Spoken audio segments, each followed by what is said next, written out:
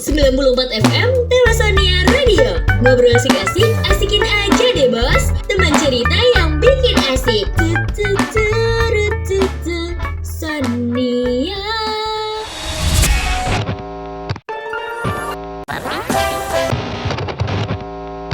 Halo Sobat Sonia, selamat datang kembali di program yang siap menemani waktu kalian beberapa menit ke depan.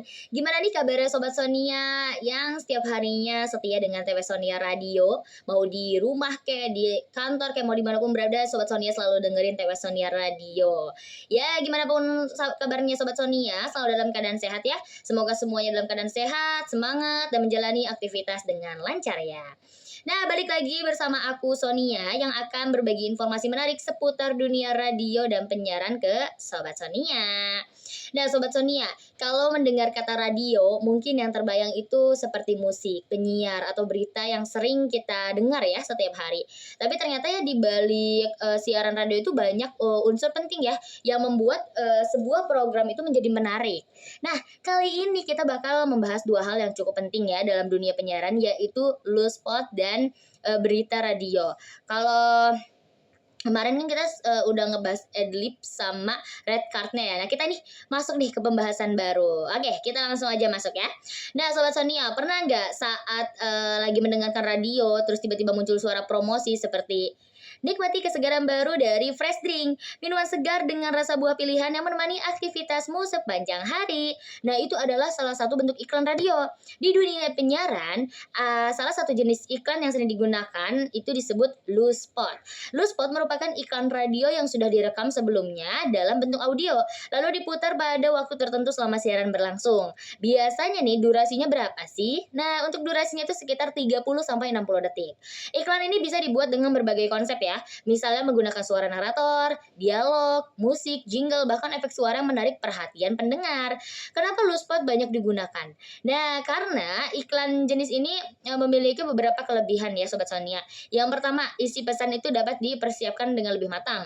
Kedua, karena direkam itu terlebih dahulu, maka kata-kata yang digunakan itu bisa disusun dengan baik supaya lebih menarik. Nah, iklan ini bisa ditambahkan musik atau efek suara sehingga pendengar itu menjadi lebih tertarik ya. Dan yang ketiga, penyampaiannya itu lebih konsisten karena diputar sesuai jadwal yang telah ditentukan. Tapi tentu saja ya Sobat Sonia ada kekurangannya juga, yaitu karena bentuknya berupa rekaman, maka interaksi dengan pendengar sedikit menjadi lebih sedikit ya, karena berbeda dengan iklan dibacakan langsung oleh penyiar. Nah, selain loose spot ada juga nih yang disebut adlibs. Kalau adlibs itu dibacakan langsung oleh penyiar saat siaran berlangsung. Biasanya penyiar ini menyampaikan promosi dengan gaya bahasa yang lebih santai dan terasa lebih dekat ya dengan pendengar.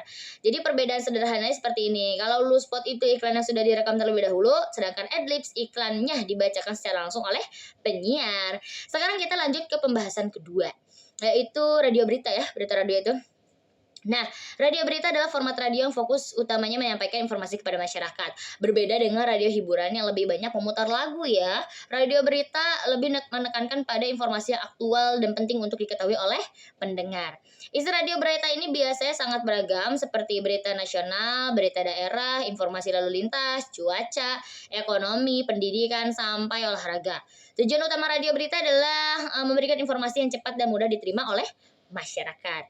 Karena radio itu hanya mengandalkan suara, maka penyampaian berita juga harus dilakukan dengan baik. Jadi ada beberapa hal penting nih yang harus diperhatikan dalam radio berita. Yang pertama, pastinya apa? Aktual. Artinya berita yang disampaikan itu harus terbaru dan sedang terjadi. Yang kedua yaitu faktual. Artinya informasi harus berdasarkan fakta yang jelas, bukan sekedar opini atau kabar yang belum terbukti. Terus yang ketiga yaitu jelas. Penyampaian berita harus mudah dipahami pendengar. Dan yang terakhir itu menarik pastinya. Meskipun berupa berita ya, penyampaian tetap harus membuat pendengar nyaman mendengarkan. Nah teman-teman, Sobat Sonia, seorang penyiar berita juga harus memiliki tanggung jawab yang besar. Seorang penyiar harus mampu berbicara dengan jelas, memiliki intonasi yang baik, dan memahami isi berita sebelum menyampaikannya kepada pendengar.